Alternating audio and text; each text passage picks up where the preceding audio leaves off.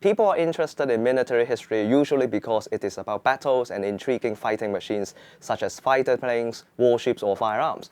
When historians look at military history, however, they don't just look at battles or weapons. They're more interested in the interactions between the military and the society, the impact of war in different aspects of human life, and the diverse human experiences during wars.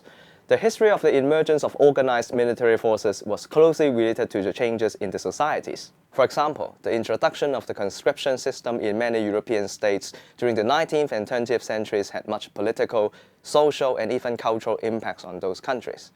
The military also played different roles in different political systems, from monarchies to democracies. In short, military history is by nature a multidisciplinary subject that has much to offer. Of course, you can also focus on the battles and the strategies involved, or the complex interaction between fighting men and technology.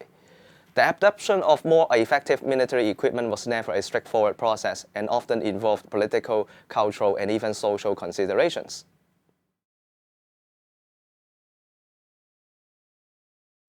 The study of the history of war and conflicts is definitely not limited by national or geographical boundaries. Although you can be a specialist on the military history of a particular country during a particular period, you still need to understand the changing phases of war throughout history. When you study a war, you still need to utilize historical sources from different sides in order to really understand the complexity of the conflict. For example, if you were to study the Japanese invasion of Hong Kong in December 1941, you probably wouldn't stick to only Chinese sources, and you have to study sources from the British and the Japanese sides as well. Otherwise, you would risk producing a one-sided account that is far from the big picture. After all, the purpose of studying military history is not to glorify war or to use the history of wars to foster national or group identities. Our purpose here is to understand the complexity of history, show the diverse human experience in the conflicts, and understand how wars shape the world that we live in.